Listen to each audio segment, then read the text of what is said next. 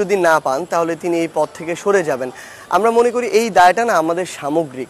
আমরা আমাদের জায়গা থেকে যমুনাকে, অর্থাৎ যেখানে ডক্টর ইউনূস তার জায়গা থেকে তার অফিসটি করে থাকেন, আমরা যখন দেখি যে সেখানে দেশ এবং দেশের বাইরের গুরুত্বপূর্ণ ব্যক্তিরা তার সাথে এসে গুরুত্বপূর্ণ কিছু মিটিং করে থাকেন, তিনি বিভিন্ন কাজে সেখান থেকে বাইরে যান, এই প্রক্রিয়াটি যখন বন্ধ হয়ে যায় তখন কিন্তু আলটিমেটলি সেই জায়গাটা যদি সেই অফিসটি ভালোভাবে ফাংশন না করে তাহলে কিন্তু রাষ্ট্র ভালোভাবে ফাংশন করবে না।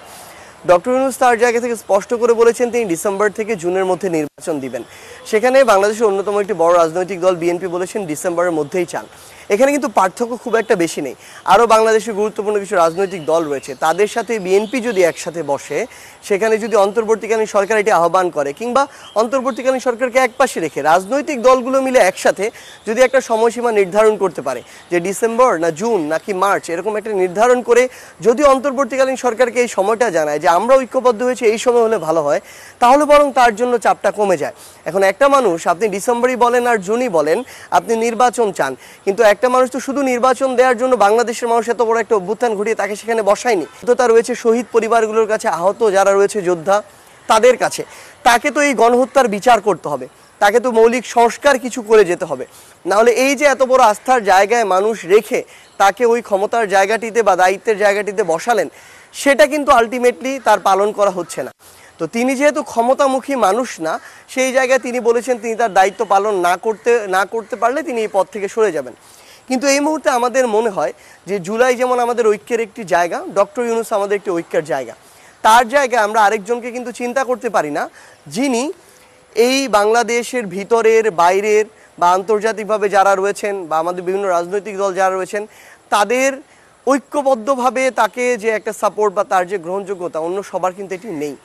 তো এই জন্য তাকে আমরা আমাদের জায়গা থেকে মনে করি যে সকল রাজনৈতিক দলের এই সহযোগিতাটুকু করা প্রয়োজন যে একটা সুষ্ঠু নির্বাচনের আগে পর্যন্ত তাকে যেন তার কাজগুলো করার স্বাধীনতা দেওয়া হয়। আমরা যখন যার মন চাইলো আমরা যমুনা গিয়ে ব্লকেট করে দিলাম, আমরা শাহবাগ গিয়ে ব্লকেট করে দিলাম, জনদুর্ভোগ হলো। অ্যাকচুয়ালি অভ্যুত্থানের চলাকালীন বা অভ্যুত্থানের পূর্বের পরিস্থিতির সাথে আপনি তো এখনকার পরিস্থিতি তুলনা করতে পারেন না। অনেকে বলতে পারেন যে হাসনাত আবদুল্লাহ প্রথমে গিয়ে যমুনার সামনে বসেছেন। হাসনাত আবদুল্লাহ কি ব্যক্তির জন্য বসেছেন, কোনো প্রতিষ্ঠানের জন্য বসেছেন, কোনো রাজনৈতিক দলের জন্য বসেছেন? সেটা তো বসেননি। হাসনাত আবদুল্লাহ পুরো বাংলাদেশের মানুষের গণ দাবির জন্য বসেছেন। এই অন্তর্বর্তীকালীন সরকার কিংবা বাংলাদেশের সকল রাজনৈতিক দলগুলো ঐক্যবদ্ধ হয়ে সেই অগাস্টে সেপ্টেম্বরে যে আওয়ামী লীগ নিষিদ্ধ করার কথা ছিল সেটি করতে পারেননি বলেই হাসনাত আবদুল্লাহকে ওখানে গিয়ে বসতে হয়েছে। তারপরও হাসনাত আবদুল্লাহ এবং সবাই সামগ্রিকভাবে এই যে আওয়ামী লীগ নিষিদ্ধের যে দাবিটি, সেই দাবিটি আমরা রাজনৈতিক দলগুলোর মতামত বা অংশগ্রহণের ভিত্তিতে আমরা সফল করেছি।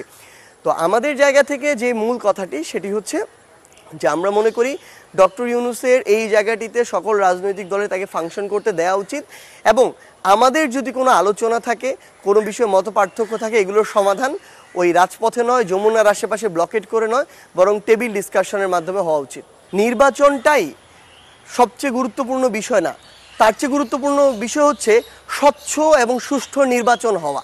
মানে একটা নির্বাচন যদি এমন হয় যে সামগ্রিক যে নির্বাচনের জন্য যে প্রক্রিয়াগুলো প্রয়োজন সেগুলো ফেইল করলো, ঠিকমতো ফাংশন করতে পারলো না, তাহলে তো সেই নির্বাচনটি দিয়ে লাভ কোথায় আসলে? যে সকল রাজনৈতিক দল যারা রয়েছে তারা একসাথে বসে অন্তর্বর্তীকালীন সরকারের সাথে একসাথে বসে নির্বাচনের যে একটি রোডম্যাপ সেটি করুক, কিন্তু তার আগে সবচেয়ে গুরুত্বপূর্ণ হচ্ছে মৌলিক সংস্কারের রোডম্যাপটাও আমরা চাই।